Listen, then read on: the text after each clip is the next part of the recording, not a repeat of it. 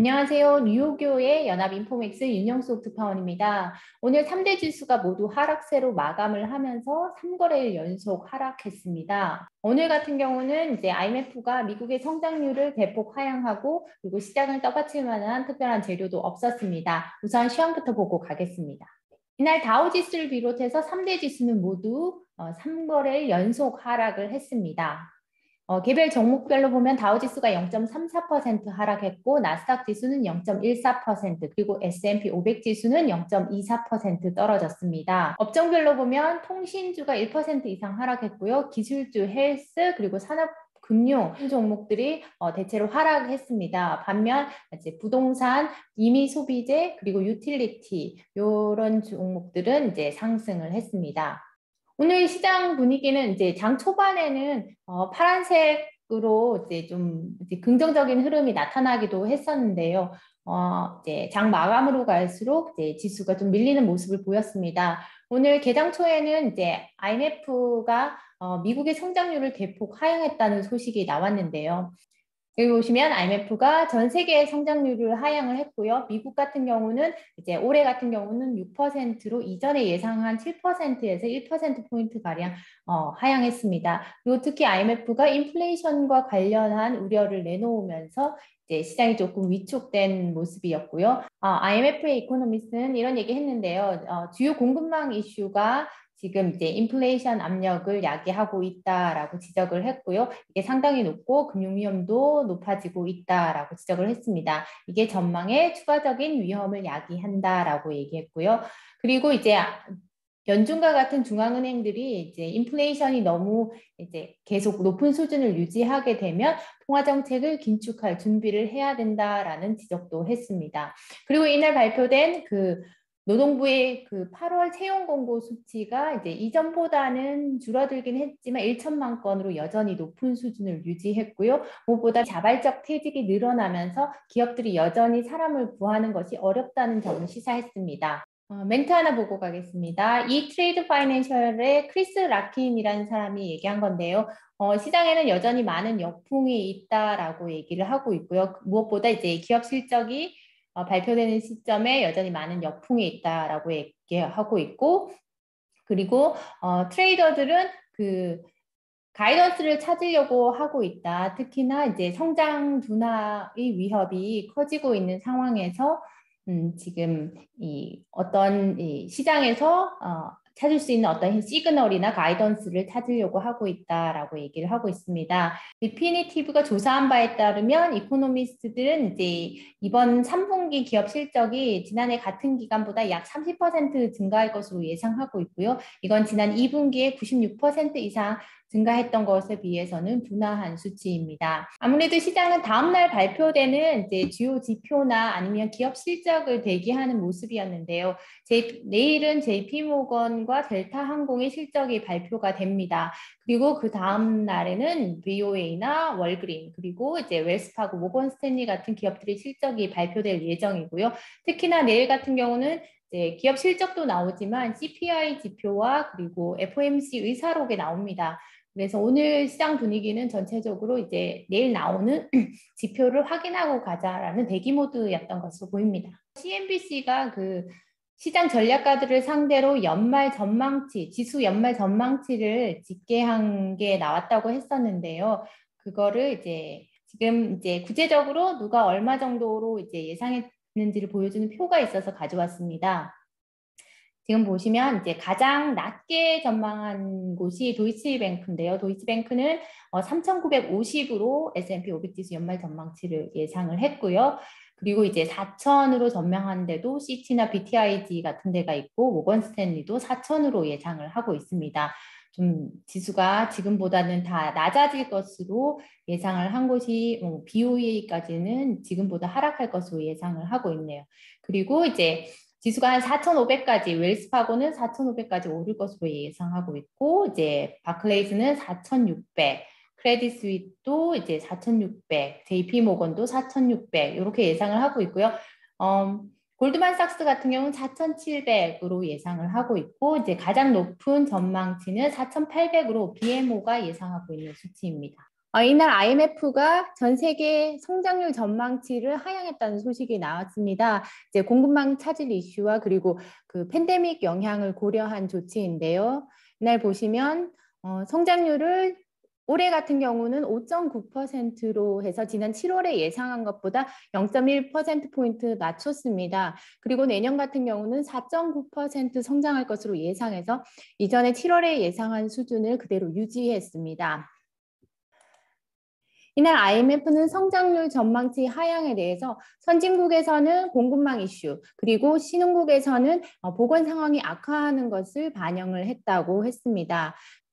구체적으로 이제 IMF 보고서를 보시면 여기 올해 같은 경우는 전 세계 성장률을 5.9%로 예상하고 내년은 4.9%로 제시를 했는데요. 미국 같은 경우는 올해는 6.0%, 내년은 5.2%로 예상을 했습니다. 올해 같은 경우는 지난 7월에 예상한 7.0%보다 이제 낮아진 것이고요. 다만 내년 성장률은 이전에는 4.9%로 예상을 했다가 이제 5.2%로 상향을 한 겁니다. 그리고 여기에는 표에는 나오진 않는데 한국 같은 경우는 이제 4.3%로 기존과 같은 수준을 볼 것으로 이제 예상을 했다고 합니다.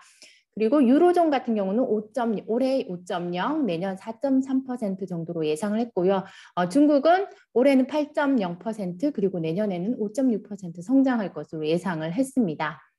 오늘 발표된 IMF 보고서에서 시장이 가장 주목한 이슈가 바로 인플레이션과 관련한 IMF의 경고입니다. 이날 IMF는 이날 보고서에서 인플레이션 위험이 좀 위쪽으로 치우쳐 있다라고 진단을 했고요. 그리고 만약에 팬데믹이 유발하는 이 수요 공급 미스매치가 예상보다 더 오래 갈 경우 인플레이션 위험이 현실화될 수 있다라고 경고를 했습니다. 그리고 동시에 중앙은행들이 지금 인플레이션 압력 자체를 일시적인 것으로 보고 있고, 그리고 이 기저 인플레 압력 자체가 더 분명해질 때까지는 아직은 긴축은 피하고 있지만 그렇지만 만약에 이 회복세가 예상보다 더 강해지고 그리고 인플레이션 상승 기대가 실제한다라고 할 경우에는 각 중앙은행들이 더 빠르게 행동할 준비를 해야 한다라고 촉구를 했습니다. 이 같은 경고가 오늘 시장에서 좀 주목을 받았습니다. 그리고 이제 이번 주부터 기업들의 실적 발표가 이어지는데요. 실적과 관련해서 이제 전망치를 담은 기사가 있어서 간단히 소개해 드릴까 합니다. 기업들의 실적이 지금 역대 최고치 수준을 향해 가고 있다고 얘기를 하고 있는데요. 여기 보시면 S&P 500 지수에 상장된 기업들의 분기 순이익 증가율이 전년 대비 27.6%를 기록할 것으로 이제 애널리스트들은 예상을 하고 있습니다. 이거는 이제 평상시 같았으면 상당히 높은 수준인데 사실상 지난 2분기에는 이 순이익 증가율이 92.4%로 상당히 높았습니다. 그리고 1분기에는 52.8%였는데요. 1분기와 2분기 그러니까 상반기에 그 순이익 증가율 자체가 역대 최고치였기 때문에 이 3분기에도 이게 수치가 둔화하더라도 여전히 높은 수준이라는 겁니다. 그리고 올해 들어서 이제 지금까지 실적을 발표한 기업이 27, 지금까지 기업 실적을 발표한 21개 기업 중에서 15개 기업이 공급망 차질 문제가 기업들의 어떤 실적에 부정적인 영향을 미치고 있다라고 밝혔습니다. 그리고 14개 기업은 직원을 모집하는 것, 그리고 이제 노동 비용 자체가 문제가 되고 있다라고 지적을 했습니다. 그리고 오늘 지표에서 시장이 가장 주목한 지표는 바로 그 자발적 실업자인 퀴트 레이트입니다. 이 수치가 지금 역대 최고치를 경신했다고 나오는데요. 이날 보시면 8월에 자발적으로 이제 일을 관둔 퀴트하면 이제 내가 이제 회사를 관두겠다고 한 이 수치가 427만 명을 기록했습니다. 이게 역대 최고치라고 하고요. 그리고 이게 보시면 그 자발적 퇴직률은 지금 전체적으로 2.9%고 민간 부분의 자발적 퇴직률은 3.3%에 달했습니다. 이 두 수치가 모두 역대 최고치라고 하고요. 즉 그 얘기는 뭐 델타 변이에 대한 우려도 있겠지만 보통 이렇게 자발적으로 일을 관두는 경우에는 더 높은 임금을 찾아서 이직하는 경우가 상당수입니다. 그래서 보통은 이제 임금이 오르고 있을 때 이 비율이 높아지는 경향이 있습니다. 여기 보시면 일반적으로 더 많은 사람들이 경제가 잘 되고 있거나 혹은 더 나은 일자리를 찾으려고 할 때 이 숫자가 높아지는 경향이 있다라고 나오고 있습니다. 그리고 실제로 이게 그 팬데믹 위기가 절정에 달했을 때는 이게 7년 내 최저치인 1.8%까지 떨어졌습니다. 그만큼 사람들이 자발적으로 회사를 관둘 생각을 안 한다는 거겠죠. 다음 기사는 FDA가 그 모더나 코비드 백신과 관련한 간단한 브리핑 자료를 내놨다는 소식입니다. FDA 같은 경우는 여기서 보시면 특별한 입장을 모더나의 부스터샷에 대한 스탠스를 밝히지 않았다라고 얘기를 하고 있습니다. 요 내용 같은 경우는 이전에 그 화이자 백신의 부스터샷 권고 여부를 결정하기 전에도 비슷한 내용의 자료를 발표를 했었는데요. FDA 같은 경우는 두 번의 코로나 그 백신 접종이 그러니까 사망이나 혹은 중증으로 갈 위험 자체를 보호하는 데는 충분한 효과가 있다라는 평가를 내놨습니다. 그러니까 부스터샷이 필요한지 아닌지에 대해서는 특별히 언급을 하진 않았고요. 그렇지만 여기 보시면 실질적인 몇몇 실제 효과 면의 연구에서 보면 모더나 19 백신의 그 효과가 시간이 지나면서 하락하는 점을 시사한다. 그렇지만 다른 경우에서는 그렇지 않다라는 거는 효과가 하락하는 경우도 있고 다른 경우에서는 또 그렇지 않은 경우가 있었다라고 얘기를 하고 있고요. 그러니까 두 번의 접종만으로도 여전히 중증이나 사망으로 갈 위험은 없다는 거죠. 이번 이 자료 자체는 목요일에 나오는 FDA 외부위원회에서 공개될 예정입니다. 이 자료와 함께 이제 모더나가 제출한 자료도 함께 검토가 될 예정이고요. 이날 모더나 같은 경우는 2차 접종 후에 6개월 뒤에 코로나 백신 추가 접종이 필요하다라는 자료를 제출을 했습니다. 그 자료에 따르면 이제 3차 접종 같은 경우는 이제 기존의 1회 접종량의 절반에 해당되는 백신을 접종을 하면 그 효과가 이전과 같은 수준으로 올라간다라는 내용의 보고서를 오늘 제출을 했습니다. 오늘 크레딧 스위스가 그 카지노 업체죠. MGM 리조트의 투자 의견을 상향하고 그리고 목표 주가를 높였다는 소식입니다. 이날 크레딧 스위스는 이제 그 MGM의 목표가를 기존의 33달러에서 68달러로 상향을 했고요. 이거는 기존보다 한 53% 정도 높은 수준이라고 합니다. 지금 보시면 MGM의 오늘 주가는 이 같은 소식에 한 장중 10%까지 상승을 했습니다. LG가 GM의 볼트 리콜과 관련해서 19억 달러를 배상하기로 합의했다는 소식도 나왔습니다. 이날 CNBC 보도였는데요. LG가 이제 그 GM의 최대 19억 달러까지 배상하기로 합의했다라고 기사가 나왔습니다.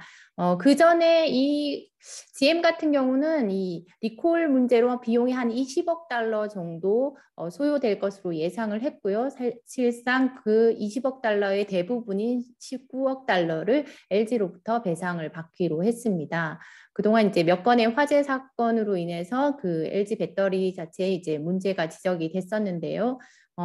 2016년부터 생산된 모든 차에 대해서 전체 리콜을 실시를 했습니다. 네, 제가 준비한 소식은 여기까지입니다. 내일은 소비자 물가 지수와 FOMC 의사록 그리고 JP모건의 실적을 가지고 찾아뵙겠습니다. 감사합니다.